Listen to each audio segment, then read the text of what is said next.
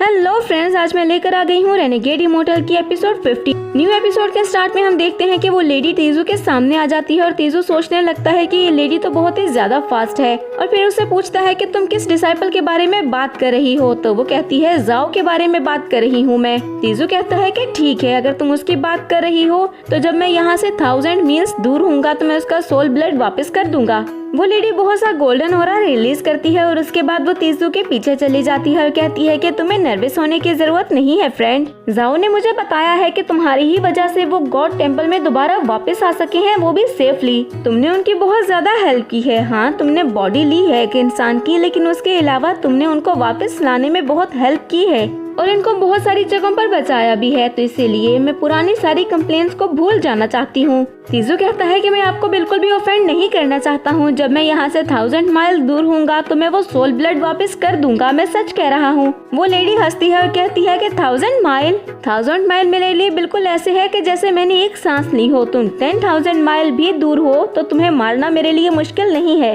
अगर तुम्हें लगता है कि मैं तुम्हें मार दूंगी तो ये तुम्हारी गलतफहमी है। अगर तुम यहाँ से दूर भी चले जाओ तब भी मैं तुम्हें मार सकती हूँ। अगर तुमने मुझे ऑफेंड किया तो जितना मर्जी भाग लो, उसका कोई फायदा नहीं होगा। लेकिन अगर फिर भी तुम इंसिस्ट कर रहे हो तो तुम जा सकते हो। और तेजू फौरन से वहाँ से निकल जाता है और 1000 मील दूर जाने के बाद वो सोल ब्लड अपनी बॉडी से निकालता है और कहता है सीनियर आपने कहा था और मैंने ब्लड वापस कर दिया है। और फिर सोचने लगता है कि क्या वो लेडी ठीक कह रही थी, मुझे केयरफुल रहना होगा और आगे की तरफ बढ़ने लगता है। हम उस लेडी को देखते हैं जिसके पास सोल ब्लड आता है। तो वो कहती है कि ये सोल एस्टेब्लिशमेंट फाउंडेशन स्टेज पर है, लेकिन ये लड़का बहुत ही ज्यादा चालाक है।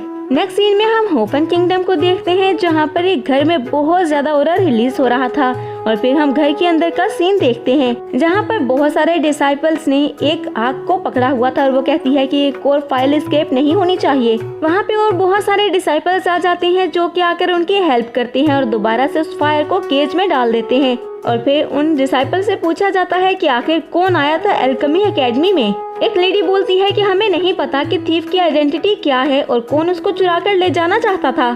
चोर जो कोई भी था वो यहाँ पर हमारे सेक्ट में एक डिसाइपल बनकर रह रहा था और त्यानी पिल को वो चुराना चाहता था। ली चिकिंग कहता है कि त्यानी पिल कोई भी फिनिश प्रोडक्ट नहीं है। इसको जब रिफाइन किया जाता है तो उसके बाद इसे 1 घंटे के अंदर अंदर कंज्यूम होना चाहिए। लेकिन वो थीफ जो कोई भी था उसको इसके सीक्रेट के बारे में पता था। वहाँ पर एक और लेडी आती है और कहती है कि उसको रंगे हाथों पकड़ लिया गया है और उसे सीनियर मूवर ने पकड़ा है जो कि उस वक्त ड्यूटी पर था। ली कहता है कि वो कहाँ पर है, क्या वो ठीक है, जिस पर साथ खड़ी लड़की कहती है कि वो बिल्कुल ठीक है और उन्होंने वो पिल सीनियर एंसेस्टर को दे दी है। और फिर ली कहता है कि ये तो बहुत ही अच्छी बात है, लेकिन हम सबको उसे ढूंढना होगा। वो थीफ हर हाल में पकड़ा जाना चाहिए। दूसरी तरफ हम तेजू को देखते हैं जो कि होफन किंगडम में पहुंच चुका था और कहता है कि वो औरत बिल्कुल ठीक कह रही थी। अगर वो मुझे पकड़ना चाहे तो बहुत ही आसानी से पकड़ सकती है। मैं होफन किंगडम में ज्यादा देर नहीं रुक सकता हूँ। यहाँ तक कि अगर लिन ताओ को भी कुछ पता चल गया तो उसके बाद भी बहुत कुछ हो सकता है। मुझे होफन किंगडम की ऑक्शन पर जाकर देखना होगा कि वहाँ पर कोई मैप्स हैं बेचने के लिए। तेजू ट्रेवल कर रहा था कि तभी उसके सामने ली और बाकी सब आ जाते हैं और उसके रास्ते को ब्लॉक कर लेते हैं। तो तेजू पूछता है कि आपने मेरा रास्ता क्यों रोका है। तो ली कहता है तुम्हें क्या लगता है हमारे सेक्ट के तुम सीक्रेट को चुराओगे और उसके बाद तुम्हें ये लगेगा कि हम तुम्हें पकड़ नहीं पाएंगे। वो दोनों एक दूसरे से फाइट के लिए रेडी होते हैं, लेकिन तभी वहाँ पर मूवन आ जाती है और कहती है कि प्लीज रुक जाओ, ये वो नहीं है। वो तेजू के करीब जाती है और कहती है कि उस आदमी ने ये बोला था कि वो फेस चेंज कर सकता है, लेकिन इसका फेस चेंज करना इम्पॉसिबल है। ली मूवन से पूछता है कि क्या ये वो है, जिस पर मूवन हाँ में सर हिलाती है और उसके बाद वो सब तेजू को ग्रेड करते हैं, कहते हैं कि ये सिर्फ एक मिसअंडरस्टैंडिंग थी, आप दिल पर मत लीजिएगा। तेजू कहता है कि हाँ मैं जानता हूँ ये सब गलती से हुआ है, इसीलिए मैं गुस्सा बिल्कुल नहीं करूँगा। मूवन कहती है कि क्या आप शिगो सिटी के इवेंट्स पर चलेंगे, इस तरह शायद हम दोबारा से मिल सकें। लेकिन तेजू कोई भी रिप्लाई नहीं करता है। तो ली कहता है कि यार जो भी हो उसके लिए मैं आपसे अपोलोजाइज करता हूँ और अब हम चलते हैं क्योंकि हमें बहुत से इम्पोर्टेंट काम करने हैं। और ये कहकर वो सब अपने डिसाइपल्स के साथ वहाँ से चले जाते हैं। तेजू पीछे की तरफ देखकर एक अटैक करता है उन सबके जाने के बाद और वहाँ से एक डिसाइपल निकलता है जो कि कहता है कि मिसअंडरस्टैंडिंग है ये सब कुछ। वो भागते हुए तेजू के पास आता है और कहता है कि मेरा नाम सन यूकाई है और मैं इवल डीमन सेक्ट का डिसाइपल हूँ। मैं आपको कब से फॉलो कर रहा था। तो तेजू आगे आगे बढ़ने लगता है और सन उसके पीछे पीछे जाने लगता है और कहता है कि यहाँ पर मेरे लिए बहुत खतरा था और मैं उनसे फाइट नहीं कर सकता था, इसीलिए मैं चुप गया और इसीलिए मैं आपका पीछा कर रहा था, क्योंकि अगर मैं आपका पीछा करता तो मैं सेफ रहता। तीजू अपनी स्पीड इंक्रीज करके उसके करीब जाता है और फिर से सन उसके पास आ जाता है और उससे बातें करने लगता है। तो तीजू कहता है कि ये सोल फाउंडेशन एस्टेब्लिशमेंट स्टेज का है। अच्छा होगा कि अगर इसके साथ ही मैं मार्केट में जाऊं, क्योंकि मैं तो बहुत सारे लोगों को नहीं जानता हूँ। तीजू अचानक से रुक जाता है और फिर कहता है कि मैं आपसे अपोलोजाइज करता हूँ कि मेरी वजह से आपको ट्रबल हुई और मेरी वजह से आपको किसी प्रॉब्लम में फंसना पड़ा।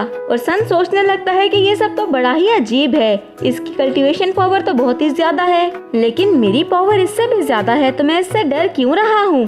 और फिर वो कहता है हाँ, मैं सिर्फ आपसे हेल्प के लिए इसीलिए बोल रहा था ताकि मुझे एनिमीज ना पकड़े। और फिर सन पूछता है कि तुम्हारा नाम क्या है। तो तीजू कहता है कि मेरा नाम मा लियांग है और मैं वॉर गॉड टेम्पल का डिसाइपल हूँ। सन कहता है इसका मतलब है तुम यहाँ से नहीं हो, तो हम शिगो जाने के लिए टेलीपोर्टेशन टेक्निक का यूज कर सकते हैं। तीजू कहता है कि हाँ, मुझे वैसे भी जल्दी है, तो ये अच्छी बात है। तो सन कहता है कि आप अकेले हैं। तीजू कहता है कि हाँ, मैं अकेला हूँ, जिस पर सन ने केवल स्माइल देता है और कहता है कि टेलीपोर्टेशन टेक्निक को ओपन करने के लिए हमें 3 स्पिरिचुअल स्टोन्स चाहिए होंगे। मुझे एक और फ्रेंड को बुलाना होगा जो कि यहाँ पर मेरे पास ही है, और फिर हम तीनों टेलीपोर्टेशन फॉर्मेशन को ओपन कर लेंगे। मुझे बताएं कि आप इसके लिए एग्री हैं, जिस पर तीजू हाँ में सर हिलाता है। और तभी सन एक टोकन को निकालकर हवा में उछालता है ताकि अपने फ्रेंड को यहाँ पर बुला सके। नेक्स्ट सीन में हम दोनों को ट्रेवल करता हुआ देखते हैं, जहाँ पे सन उसको सारी चीजों के बारे में बता रहा था और कहता है कि मुझे नहीं पता कि फुजिन वोल्केनो माउंटेन्स में ये ब्लैक स्मोक क्यों आ गई है।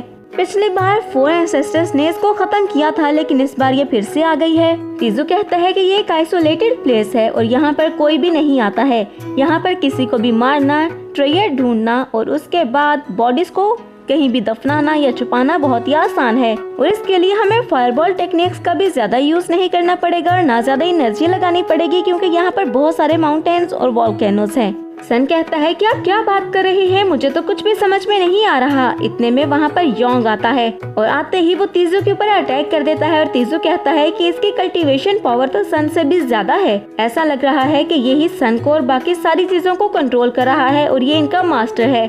योंग कहता है कि क्या ये वही है, जिस पर सन कहता है कि हाँ, मूवन इसके साथ बहुत ही अच्छा बिहेव कर रही थी, तो मुझे लगता है अगर हम इसको पपेट बना लें तो हमारे लिए बहुत ज्यादा फायदा होगा और लियो सेक्ट हमें कुछ भी नहीं कहेगा। योंग कहता है कि लड़के अब तुम मरोगे और अटैक करने ही वाला होता है कि तीजू उसके ऊपर अटैक कर देता है, जिसकी वजह से योंग नीचे जाकर गिर जाता है। और सन कहता है कि ऐसा कैसे हो सकता है, और डरते हुए वो जल्दी से जमीन की तरफ जाता है। और तीजू कहता है कि ये तो अर्थ पेनिट्रेटिंग टेक्निक को यूज कर रहा है। तीजू वहाँ से आगे बढ़ता है और लीगू से कहता है कि इन सारी स्मोक को स्वेलो कर जाओ, और लीगू सारी स्मोक को अब्सॉर्ब कर जाता है और कहता है मेरे पास चांस है, मैं यहाँ से भाग सकता हूँ। लेकिन जैसे ही भागने लगता है तो तीजू उसके ऊपर एक अटैक करता है। लीगू कहता है नहीं नहीं नहीं, मैं तो मजाक कर रहा था, मैं आ रहा हूँ आपके साथ। और तीजू सोचने लगता है कि अगर अर्थ पेनिट्रेटिंग टेक्निक का मुझे पता चल जाए और मैं इसको सीख लूं तो ये मेरे लिए बहुत हेल्पफुल होगी। फिर हम सन को देखते हैं जो कि जमीन के अंदर आगे बढ़ रहा था और बहुत ही ज्यादा डरा हुआ था और कहता है कि ऐसा कैसे हो सकता है,